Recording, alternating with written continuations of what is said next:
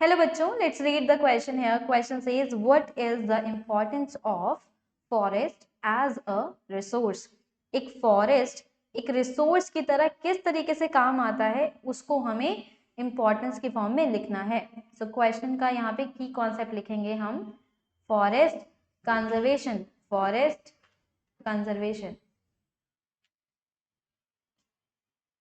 Forest को conserve करना क्यों जरूरी है, वन बाय वन लिखते हैं.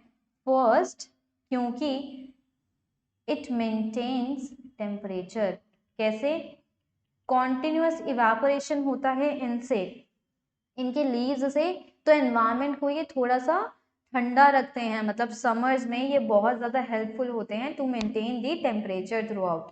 Maintains temperature. Second, maintains oxygen level. Maintains oxygen levels in atmosphere by, ये भी एटमॉस्फेयर में आएगा या फिर इन एनवायरमेंट लिख देते हैं. In environment. Maintains O2 levels in atmosphere by converting CO2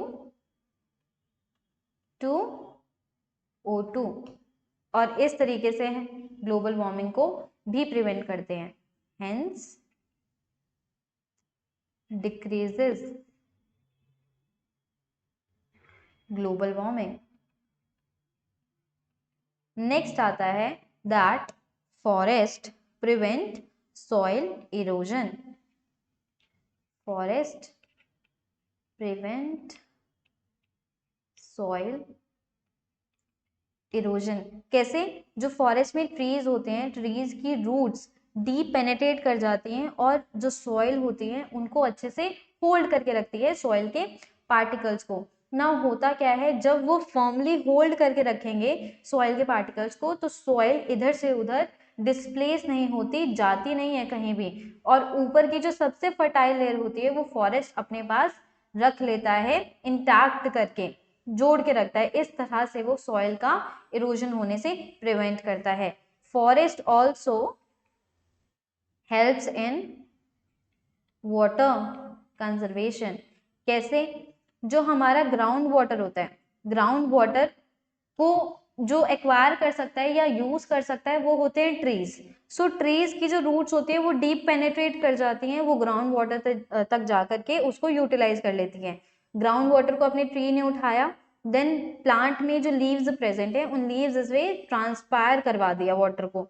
अब वाटर इवेपोरेट होकर के क्लाउड फॉर्मेशन में जाएगा, देन क्लाउड फॉर्मेशन से फर्दर वो रेनफॉल की तरह वापस जमीन पे गिरेगा.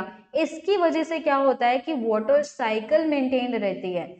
Forest helps in water conservation, hence water cycle is also maintained.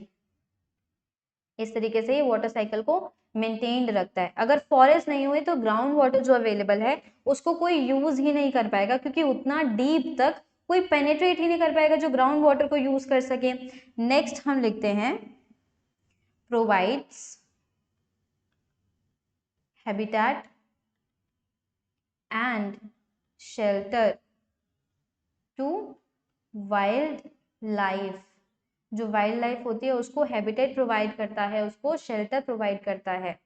Next, it also provides us with many materials like paper, rubber etcetera. और क्या क्या हमें प्रोवाइड करता है? ऑक्सीजन प्रोवाइड करता है, फूड प्रोवाइड करता है, खाना प्रोवाइड करता है. हर एक चीज हमें फॉरेस्ट से आती है. It improves water holding capacity of soil. जो सॉइल में वाटर होल्ड करने की कैपेसिटी है उसको भी इंक्रीज करता है. कैसे? जैसे अगर फॉरेस्ट रहेंगे तो फॉरेस्ट से ग्राउंड वाटर यूज में आता रहेगा. अगर ground water further plant acquire करता है तो होता क्या है, जब रेनफॉल आती है तो रेनफॉल से ग्राउंड वाटर वापस से रिचार्ज हो जाता है. रिचार्ज कैसे? जो सॉइल की सेवरल लेयर्स प्रेजेंट है उन लेयर्स से पानी डीप परकोलेट करना शुरू कर देता है और इसी के दौरान वो सॉइल के अंदर मॉइस्चर भी रिटेन कर देता है और वो मॉइस्चर वेजिटेशन के लिए भी बहुत अच्छा होता है और इस तरीके से वाटर होल्डिंग कैपेसिटी भी सॉइल की बढ़ जाती है। So I hope you got the answer very well. Thank you, best of luck.